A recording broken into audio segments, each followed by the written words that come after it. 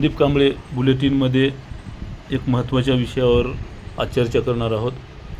जसे की आपल्याला माहिती आहे, आज मंत्रालयामध्ये सह्याद्री अतिथीगृहावर बैठक होती. या संदर्भामध्ये आपण माहिती बघितली. सोबतच आज सकाळी 11 वाजता अत्यंत महत्त्वाची जे की संच मान्यतेच्या संदर्भात नवीन संच मान्यता होती, त्या संच मान्यतेच्या संदर्भामध्ये अत्यंत महत्त्वपूर्ण बैठक पार पडलेली आहे. या बैठकीदरम्यान नंतर मग जे काही विथ इंटरव्ह्यूच्या राऊंड संदर्भामध्ये SOP होती, त्याला SOP जाहीर होणार आहे. SOPला मान्यता मिळाल्याचं आपल्याला समजलेलं आहे. आणि पुढील जे काही विथ इंटरव्ह्यूचा राऊंड आहे ते पुढील 2 दिवसामध्ये, अर्थात उद्या संध्याकाळी उशिरा पण किंवा परवाच्या दिवशी, या 2 दिवसामध्ये विथ इंटरव्ह्यूचा राऊंड लागू शकते. त्याच्यातील जे काही अडथळे होते ते पूर्ण झालेले आहेत, त्यात काही शंका नाही. मात्र मित्रांनो, आज हे बघा तुमच्या लक्षात येईल, दिसत असेल तुम्हाला, मंत्री शालेय शिक्षण मराठी भाषा यांचे कार्यालय, म्हणजे मंत्रालयामधील यांचं कार्यालय, त्याच्यामध्ये स्पष्ट उल्लेख केला आहे की माननीय मंत्री शालेय शिक्षण व मराठी भाषा तथा पालकमंत्री मुंबई शहर यांच्या निर्देशानुसार जी काही बैठक आयोजित केलेली आहे, तर ती बैठक का घेण्यात आलेली आहे, तर पावसाळी अधिवेशनामध्ये बरेच जे काही शिक्षक आमदार आहेत, विधान परिषद सदस्य आहेत, त्यांनी या 15 मार्चच्या नवीन संच मान्यता धोरणाचा विरोध केलेला होता. तर त्या अनुषंगाने ही बैठक घेण्यात आलेली आहे. त्याच्यामध्ये सविस्तर सांगण्यात आलेलं होतं. या बैठकीला महाराष्ट्र राज्य शिक्षण परिषद पहिला मजला या ठिकाणी ती बैठक पार पडली ठीक 11 वाजता, मंगळवार दिनांक 11 वाजता. आणि बैठकीचं आयोजन जे आहे ते शालेय शिक्षण विभागाकडून करण्यात आलं. निमंत्रित यादीतील सदस्य जे आहे ते कोकणाचे शिक्षक आमदार ज्ञानेश्वर म्हात्रे, विधान परिषद सदस्य सन्माननीय विक्रम काळे, विधान परिषद सदस्य सन्माननीय जयंत आसगावकर, विधान परिषद सदस्य किरण सरनाईक साहेब, विधान परिषद सदस्य किशोर दराडे साहेब, विधान परिषद सदस्य अभ्यंकर साहेब, विधान परिषद सदस्य, तसेच राज्याचे प्रधान सचिव शालेय शिक्षण विभाग माननीय आयुक्त सूरज मांढरे साहेब, शिक्षण संचालक प्राथमिक, माध्यमिक व उच्च माध्यमिक महाराष्ट्र राज्य या संबंधित सर्व अधिकारी यांच्या संयुक्तमाने ही बैठक पार पडली सकाळी 11 वाजता. आता बैठक तर पार पडली, बघितलं तुम्ही. उपरोक्त बैठकीचे आयोजन आपल्या विभागाने करा या संदर्भामध्ये ही जी काही माहिती होती तर ती दिलेली आहे. प्रति प्रधान सचिव शालेय शिक्षण विभाग मंत्रालय मुंबई. तर आता या बैठकीमध्ये काय झालेलं आहे, तर या संदर्भामध्ये मित्रांनो तुम्हाला सांगतो, एक महत्त्वाचा निर्णय याच्यामध्ये म्हणजे जी काय आपण अपडेट घेतली त्यानुसार जो काही आपल्यापर्यंत डेटा पोहोचलेला आहे त्या अनुषंगाने शिक्षक भरतीच्यासाठी खूप महत्त्वाची माहिती आहे, ज्यामुळे आज पूर्ण राज्यातील शाळा बंद आंदोलन सुरू आहे. तर त्याच्यामध्ये जो काही विषय आहे की जे नवीन संच मान्यता धोरण जो आहे किंवा मुख्याध्यापक ज्यांचं म्हणजे मुख्याध्यापकाचं जे पद आहे तर ते जे काही अतिरिक्त होत आहे तर त्या संदर्भामध्ये उपाययोजना करण्यात यावी. तर या 15 मार्चच्या निर्णयाला, नवीन संच मान्यता धोरणाला विरोध करण्यासाठी, तसेच शिक्षक भरतीचा संदर्भ, नंतर अनुदानाचा विषय आहे, जुनी पेन्शनचा विषय आहे, तर या सगळ्या अनेक मुद्द्याला घेऊन आजची जी काही शाळा बंदची हाक दिलेली आहे, तर त्याच्या अनुषंगाने म्हणा किंवा त्यासोबतच त्याला पॅरलल म्हणा, जे काही आज बैठकीचं आयोजन झालेलं होतं त्याच्यामध्ये त्या अनुषंगाने जे काही 15 मार्चचा शासन निर्णयामध्ये संच मान्यतेच्या राज्यातील 25,000पेक्षा अधिक मुख्याध्यापक जे आहेत शाळेचे ते अतिरिक्त होणार होते.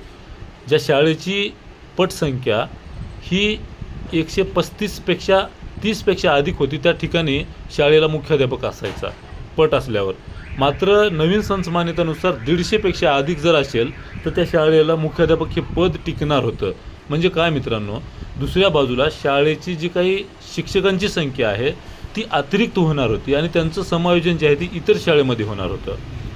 मग अशा परिस्थितीमध्ये शिक्षकांच्या पदभरतीसाठी जागा शिल्लक राहिल्या नसत्या.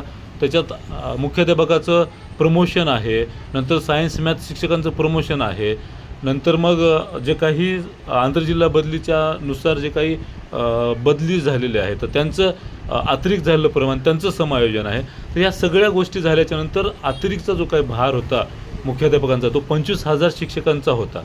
तर ते जर 25,000 शिक्षक हे जर निर्णय म्हणजे तसाच राहिला असता कायम, तर ते 25,000 शिक्षक त्या ठिकाणी अतिरिक्त झाले असते आणि येणाऱ्या काळामध्ये जे काही तुम्ही 10% जागा म्हणताय रोस्टरच्या याच्यानुसार आली पाहिजेत कपात केल्याच्यानंतर आणि थर्ड टेट जे म्हणताय, तर त्याच्यामध्ये कुठली जागा आल्या असत्या? ही जी ठीक आहे, संच मान्यता जरी 23च्या संच मान्यतेनुसार जरी पदभरती असली तर 24च्या संच मान्यतेनुसार ते पदं टिकलीच नसती, अतिरिक्त झाली असती. मग त्यांच्या समायोजन करेपर्यंत ना की 9 आलेलं असतं. म्हणून मित्रांनो, आजच्या या बैठकीमध्ये एक सकारात्मक अशी गोष्ट झालेली आहे की मुख्याध्यापकाचं अतिरिक्त प्रमाण जे ठरलेलं होतं तर ते कमी करण्याच्या संदर्भामध्ये त्याच्यावर अभ्यास करण्याच्या संदर्भामध्ये तसा प्रस्तावसुद्धा शिक्षण मंत्र्यांनी पाठवला होता आयुक्त कार्यालयाला. तर आज आपल्याला या माहितीनुसार या बैठकीमध्ये असं कळतं की जे काही शिक्षकांचं अतिरिक्त प्रमाण आहे, जे शिक्षक मुख्याध्यापकांचे शिक्षक म्हणजे जे पद आहे 150 पटसंख्येचं, ते जे काही पटसंख्या आहे त्याला संरक्षण म्हणून 130 पटसंख्येला एक मुख्याध्यापक, अर्थात जे काही 25,000 मुख्याध्यापक होणार होते अतिरिक्त, ते आता होणार नाहीत.